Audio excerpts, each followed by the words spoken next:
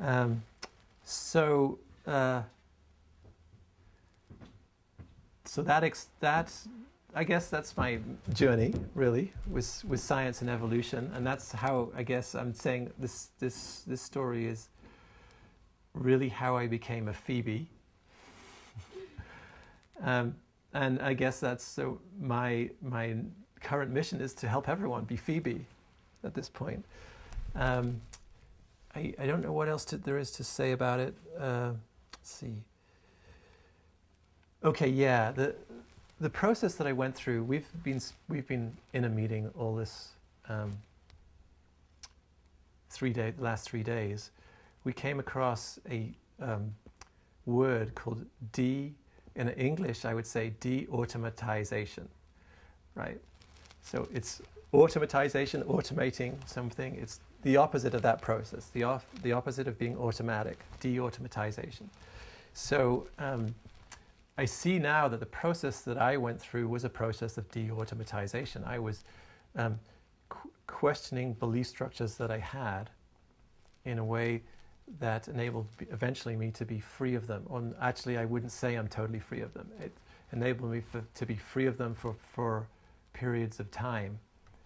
And so in my mind, to go past them, those old beliefs are very strong. They come back, and I find I'm living in this old worldview at times, often. So it takes constant reminders. It's a strong process, difficult process to break free of. So the process I went through was de-automatization. So it's how to question beliefs that I have so that I can see beyond them. My scientific worldview enabled me only to see the world as a scientific, mechanistic world. Once I started to break through those beliefs, and even to get to the place where I don't know what my new beliefs are, but I just know that I don't know, then I started to see other things. Other things started to come into my awareness, my senses, so that they supported the continued movement out of that old belief system. So this idea that worldview, what you think, how that determines what you see, is really important. Is a really important one, I think. So even the world of I don't know is a crucial one, and I actually think maybe the most crucial one to hold, so that you can be truly open-minded. One can become a true scientist. And I want the definition of a true scientist. Okay, say it. The practice of absolute open-mindedness. So it's the eradication of the word belief from our vocabulary. Yeah. And any theory for which the barest case can be made must be embraced by us, must be seriously entertained as true. Yeah. So that definition of a true, so the way, for me, an evolutionary step, for me personally, and I think for human beings, is for us all to become true scientists. So, and that's my path, and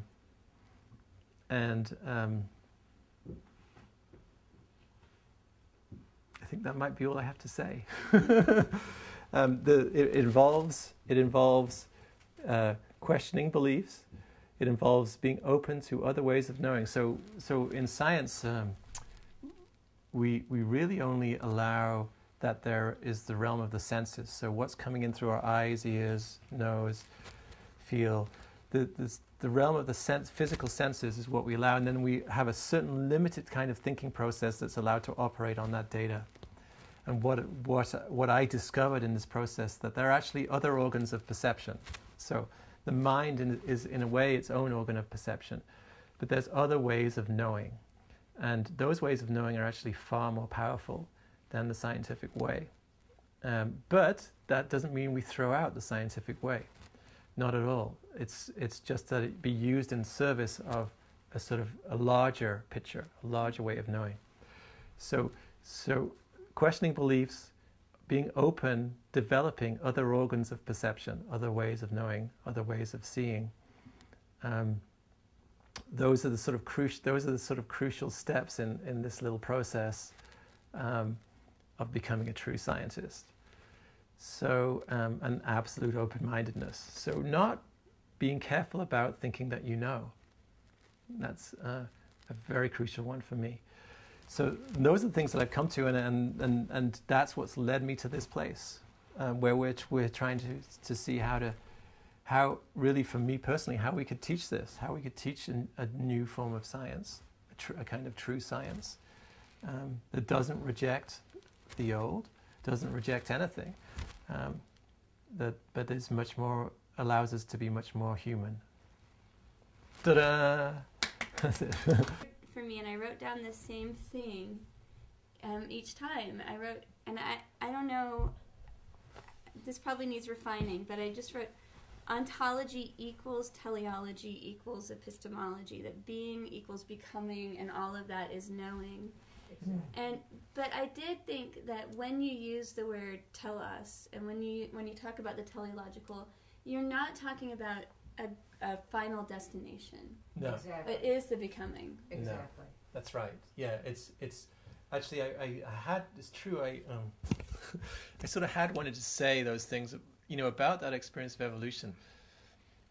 I didn't want to get like all sort of misty-eyed and sort of goddish, but it's like I experienced an incredibly deep intelligence. It was like my reaction was, this is so deeply intelligent, it's not even worth my while thinking about it. It's so beyond me, it's not even worth my while thinking about it. It's like I'm just in it, and that's great, and I'm part of it, and that's great, but it's just intelligent.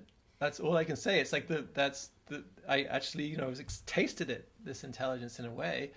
And and that was tremendously important to me. So it is directional. To say that it's random is to insult it. Right. It's like it is teleological. It's doing something. It's moving in Something's a direction. going on. It's beyond me to figure it out, but to impose any idea on it actually is ridiculous, actually, given what I experienced.